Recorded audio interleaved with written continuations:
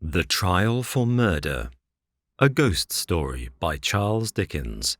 Subscribe for more audiobooks. I have always noticed a prevalent want of courage, even among persons of superior intelligence and culture, as to imparting their own psychological experiences when those have been of a strange sort. Almost all men are afraid that what they could relate in such wise would find no parallel or response in a listener's internal life, and might be suspected or laughed at. A truthful traveller, who should have seen some extraordinary creature in the likeness of a sea-serpent, would have no fear of mentioning it. But the same traveller, having had some singular presentiment, impulse, vagary of thought, vision, so-called, dream, or other remarkable mental impression, would hesitate considerably before he would own to it. To this reticence I attribute much of the obscurity in which such subjects are involved. We do not habitually communicate our experiences of these subjective things as we do our experiences of objective creation. The consequence is that the general stock of experience in this regard appears exceptional, and really is so, in respect of being miserably imperfect. In what I am going to relate, I have no intention of setting up, opposing, or supporting any theory whatever. I know the history of the bookseller of Berlin. I have studied the case of the wife of a late Astronomer Royal as related by Sir David Brewster, and I have followed the minutest details of a much more remarkable case of spectral illusion occurring within my private circle of friends. It may be necessary to state as to this last that the sufferer, a lady, was in no degree, however distant, related to me. A mistaken assumption on that head might suggest an explanation of a part of my own case, but only a part, which would be wholly without foundation. It cannot be referred to my inheritance of any developed peculiarity, nor had I ever before any at all similar experience, nor have I ever had any at all similar experience since. It does not signify how many years ago, or how few, a certain murder was committed in England, which attracted great attention. We hear more than enough of murderers as they rise in succession to their atrocious eminence, and I would bury the memory of this particular brute, if I could, as his body was buried in Newgate Jail. I purposely abstain from giving any direct clue to the criminal's individuality. When the murder was first discovered, no suspicion fell, or I ought rather to say, for I cannot be too precise in my facts, it was nowhere publicly hinted that any suspicion fell, on the man who was afterwards brought to trial. As no reference was at that time made to him in the newspapers, it is obviously impossible that any description of him can at that time have been given in the newspapers. It is essential that this fact be remembered. Unfolding at breakfast my morning paper, containing the account of that first discovery, I found it to be deeply interesting, and I read it with close attention. I read it twice, if not 3 times. The discovery had been made in a bedroom, and when I laid down the paper, I was aware of a flash, rush, flow, I do not know what to call it, no word I can find is satisfactorily descriptive, in which I seemed to see that bedroom passing through my room, like a picture impossibly painted on a running river. Though almost instantaneous in its passing, it was perfectly clear, so clear that I distinctly, and with a sense of relief, observed the absence of the dead body from the bed. It was in no romantic place that I had this curious sensation, but in chambers in Piccadilly, very near to the corner of St. James's Street. It was entirely new to me. I was in my easy-chair at the moment, and the sensation was accompanied with a peculiar shiver which started the chair from its position, but it is to be noted that the chair ran easily on casters. I went to one of the windows, there are 2 in the room, and the room is on the 2nd floor, to refresh my eyes with the moving objects down in Piccadilly. It was a bright autumn morning, and the street was sparkling and cheerful. The wind was high. As I looked out, it brought down from the park a quantity of fallen leaves, which a gust took and whirled into a spiral pillar. As the pillar fell and the leaves dispersed, I saw 2 men on the opposite side of the way, going from west to east. They were one behind the other. The foremost man often looked back over his shoulder. The second man followed him, at a distance of some 30 paces, with his right hand menacingly raised.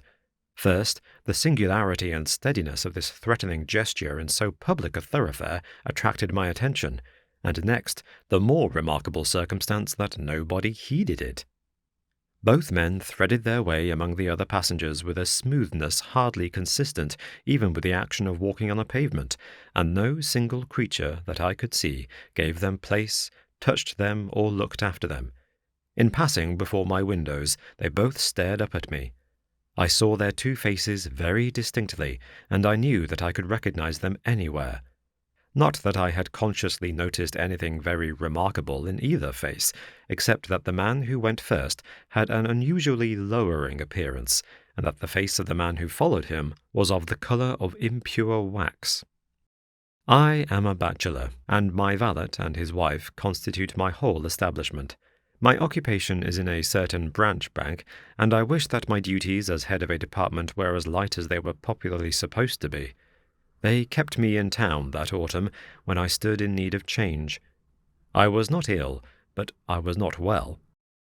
My reader is to make the most that can be reasonably made of my feeling jaded, having a depressing sense upon me of a monotonous life, and being slightly dyspeptic.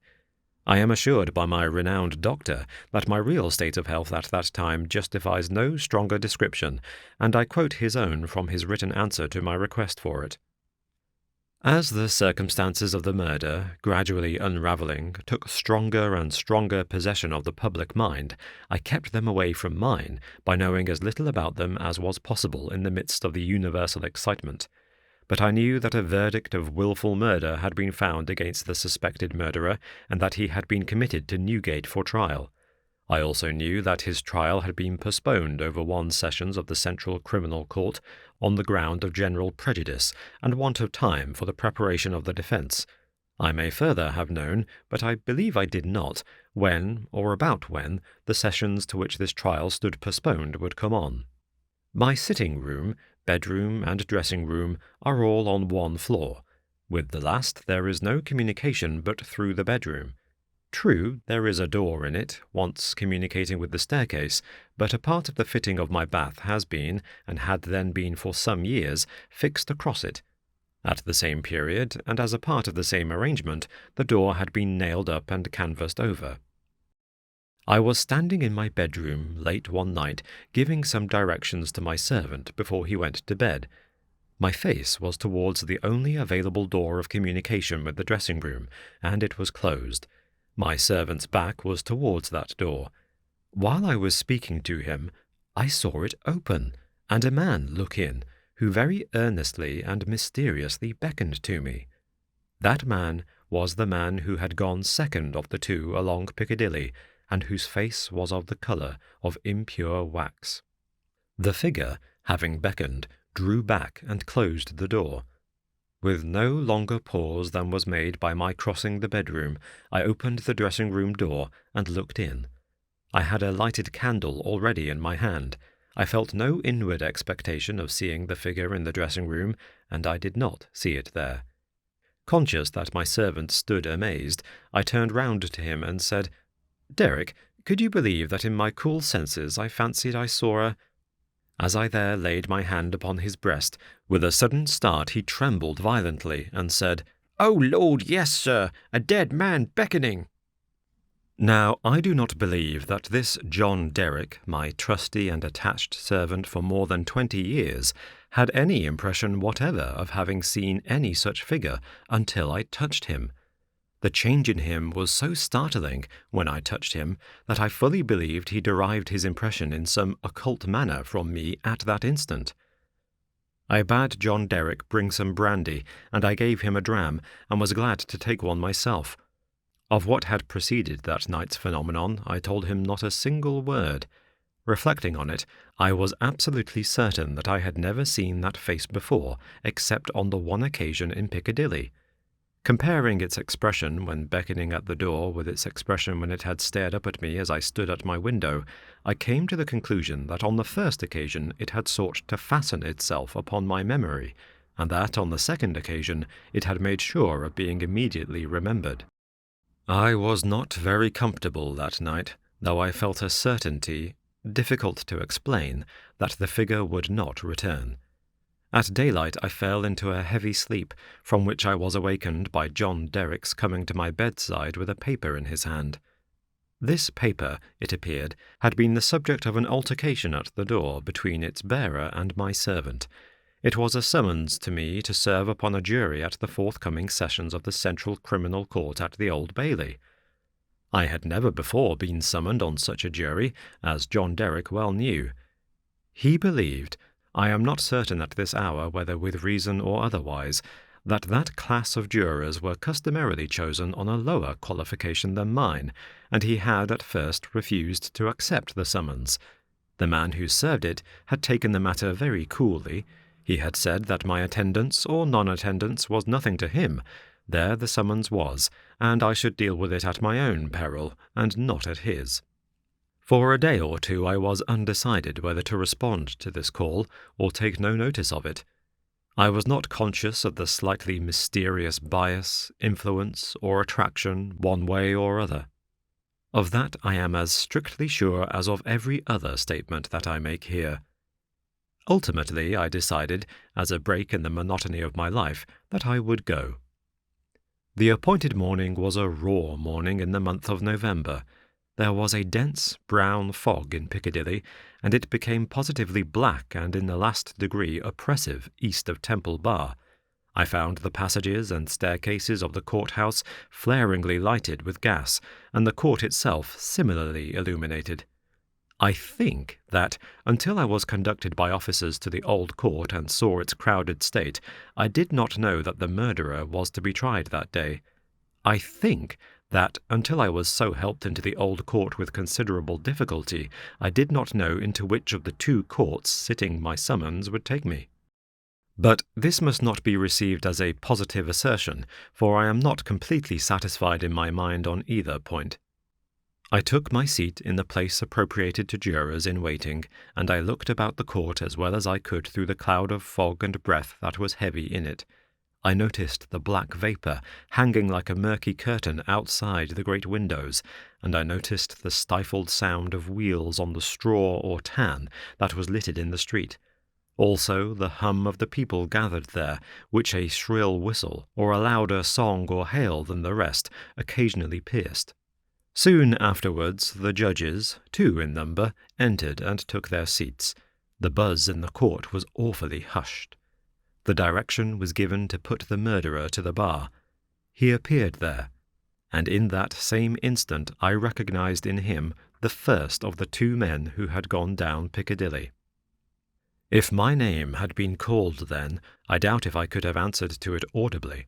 But it was called about 6th or 8th in the panel, and I was by that time able to say, "Here." Now, observe. As I stepped into the box, the prisoner, who had been looking on attentively, but with no sign of concern, became violently agitated and beckoned to his attorney. The prisoner's wish to challenge me was so manifest that it occasioned a pause, during which the attorney, with his hand upon the dock, whispered with his client and shook his head. I afterwards had it from that gentleman that the prisoner's first affrighted words to him were, "At all hazards, challenge that man," but that, as he would give no reason for it, and admitted that he had not even known my name until he heard it called and I appeared, it was not done. Both on the ground already explained, that I wish to avoid reviving the unwholesome memory of that murderer, and also because a detailed account of his long trial is by no means indispensable to my narrative, I shall confine myself closely to such incidents in the 10 days and nights during which we, the jury, were kept together, as directly bear on my own curious personal experience. It is in that, and not in the murderer, that I seek to interest my reader. It is to that, and not to a page of the Newgate calendar, that I beg attention. I was chosen foreman of the jury. On the second morning of the trial, after evidence had been taken for 2 hours, I heard the church clocks strike. I happened to cast my eyes over my brother jurymen. I found an inexplicable difficulty in counting them. I counted them several times, yet always with the same difficulty. In short, I made them one too many. I touched the brother juryman whose place was next to me, and I whispered to him, "Oblige me by counting us." He looked surprised by the request, but turned his head and counted. "Why," says he suddenly, "we are but no, it's not possible. No, we are 12. According to my counting that day, we were always right in detail, but in the gross we were always one too many. There was no appearance, no figure to account for it, but I had now an inward foreshadowing of the figure that was surely coming. The jury were housed at the London Tavern. We all slept in one large room on separate tables, and we were constantly in the charge and under the eye of the officer sworn to hold us in safe keeping. I see no reason for suppressing the real name of that officer. He was intelligent, highly polite, and obliging, and, I was glad to hear, much respected in the city. He had an agreeable presence, good eyes, enviable black whiskers, and a fine, sonorous voice. His name was Mr. Harker. When we turned into our 12 beds at night, Mr. Harker's bed was drawn across the door. On the night of the second day, not being disposed to lie down, and seeing Mr. Harker sitting on his bed, I went and sat beside him, and offered him a pinch of snuff. As Mr. Harker's hand touched mine in taking it from my box, a peculiar shiver crossed him, and he said, "Who's this?" Following Mr. Harker's eyes and looking along the room, I saw again the figure I expected, the second of the two men who had gone down Piccadilly. I rose and advanced a few steps, then stopped and looked round at Mr. Harker. He was quite unconcerned, laughed, and said in a pleasant way, "I thought for a moment we had a 13th juryman without a bed, but I see it is the moonlight." Making no revelation to Mr. Harker, but inviting him to take a walk with me to the end of the room, I watched what the figure did. It stood for a few moments by the bedside of each of my 11 brother jurymen, close to the pillow. It always went to the right-hand side of the bed, and always passed out crossing the foot of the next bed.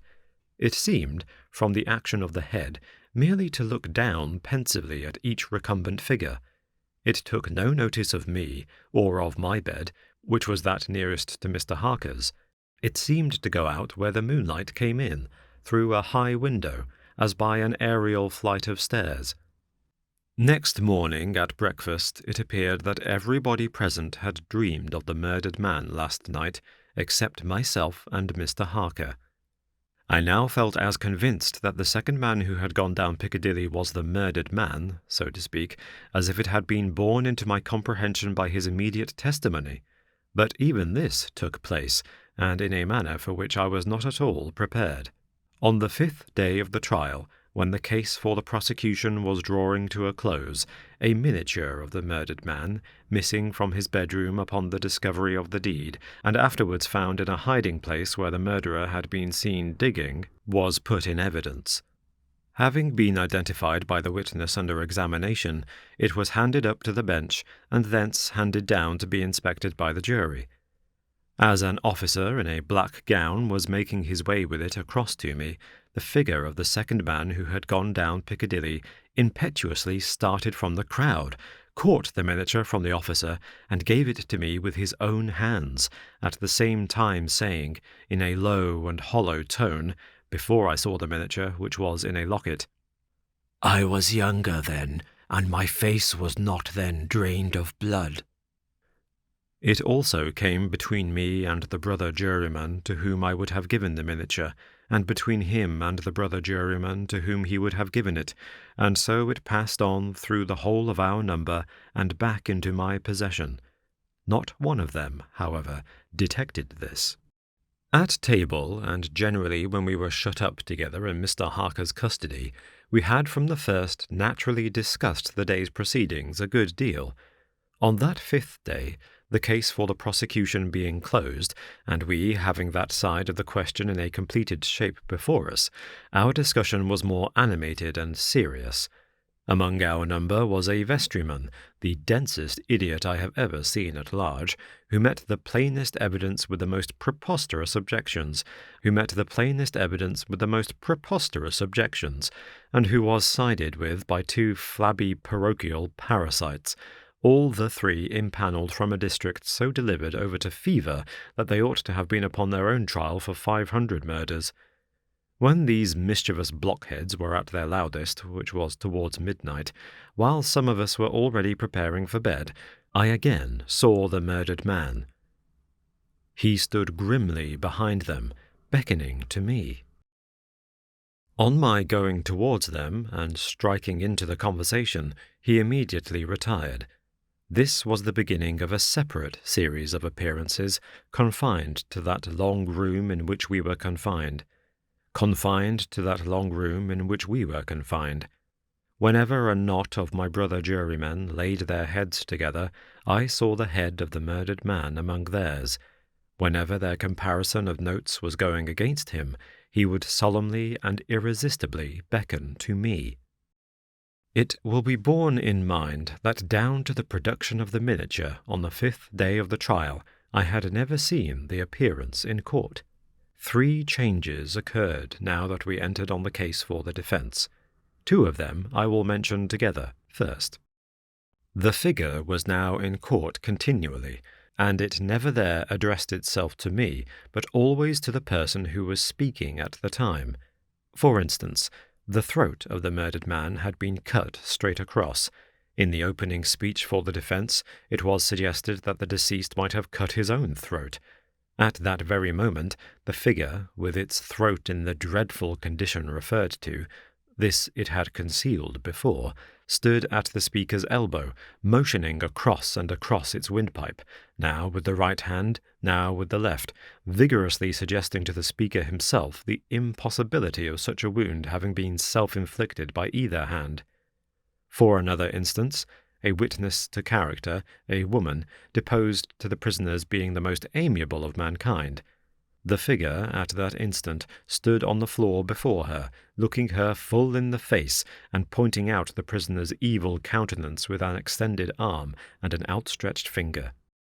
The third change, now to be added, impressed me strongly as the most marked and striking of all. I do not theorize upon it. I accurately state it, and there leave it. Although the appearance was not itself perceived by those whom it addressed, its coming close to such persons was invariably attended by some trepidation or disturbance on their part. It seemed to me as if it were prevented, by laws to which I was not amenable, from fully revealing itself to others, and yet as if it could invisibly, dumbly, and darkly overshadow their minds. When the leading counsel for the defence suggested that hypothesis of suicide, and the figure stood at the learned gentleman's elbow, frightfully sawing at its severed throat, it is undeniable that the counsel faltered in his speech, lost for a few seconds the thread of his ingenious discourse, wiped his forehead with his handkerchief, and turned extremely pale. When the witness to character was confronted by the appearance, her eyes most certainly did follow the direction of its pointed finger, and rest in great hesitation and trouble upon the prisoner's face. 2 additional illustrations will suffice. On the 8th day of the trial, after the pause which was every day made early in the afternoon for a few minutes' rest and refreshment, I came back into court with the rest of the jury some little time before the return of the judges. Standing up in the box and looking about me, I thought the figure was not there, until, chancing to raise my eyes to the gallery, I saw it bending forward and leaning over a very decent woman, as if to assure itself whether the judges had resumed their seats or not. Immediately afterwards, that woman screamed, fainted, and was carried out. So with the venerable, sagacious, and patient judge who conducted the trial. When the case was over, and he settled himself and his papers to sum up, the murdered man, entering by the judge's door, advanced to his lordship's desk, and looked eagerly over his shoulder at the pages of his notes which he was turning. A change came over his lordship's face. His hand stopped. The peculiar shiver that I knew so well passed over him. He faltered. Excuse me, gentlemen, for a few moments. I am somewhat oppressed by the vitiated air," and did not recover until he had drunk a glass of water. Through all the monotony of 6 of those interminable 10 days, the same judges and others on the bench, the same murderer in the dock, the same lawyers at the table, the same tones of question and answer rising to the roof of the court, the same scratching of the judge's pen, the same ushers going in and out, the same lights kindled at the same hour when there had been any natural light of day, the same foggy curtain outside the great windows when it was foggy, the same rain pattering and dripping when it was rainy, the same footmarks of turnkeys and prisoner day after day on the same sawdust, the same keys locking and unlocking the same heavy doors. Through all the wearisome monotony which made me feel as if I had been foreman of the jury for a vast cride of time, and Piccadilly had flourished coevally with Babylon, the murdered man never lost one trace of his distinctness in my eyes, nor was he at any moment less distinct than anybody else. I must not omit, as a matter of fact, that I never once saw the appearance which I call by the name of the murdered man look at the murderer. Again and again I wondered, why does he not? But he never did. Nor did he look at me after the production of the miniature until the last closing minutes of the trial arrived. We retired to consider at 7 minutes before 10 at night. The idiotic vestryman and his 2 parochial parasites gave us so much trouble that we twice returned into court to beg to have certain extracts from the judge's notes reread. 9 of us had not the smallest doubt about those passages. Neither, I believe, had any one in the court. The dunder-headed triumvirate, having no idea but obstruction, disputed them for that very reason. At length we prevailed, and finally the jury returned into court at 10 minutes past 12. The murdered man at that time stood directly opposite the jury box, on the other side of the court. As I took my place, his eyes rested on me with great attention. He seemed satisfied, and slowly shook a great grey veil, which he carried on his arm for the first time, over his head and whole form. As I gave in our verdict, "Guilty," the veil collapsed, all was gone, and his place was empty. The murderer, being asked by the judge, according to usage, whether he had anything to say before sentence of death should be passed upon him, indistinctly muttered something which was described in the leading newspapers of the following day as a few rambling, incoherent, and half-audible words in which he was understood to complain that he had not had a fair trial because the foreman of the jury was prepossessed against him. The remarkable declaration that he really made was this: "My lord, I knew I was a doomed man when the foreman of my jury came into the box. My lord, I knew he would never let me off, because before I was taken he somehow got to my bedside in the night, woke me, and put a rope round my neck."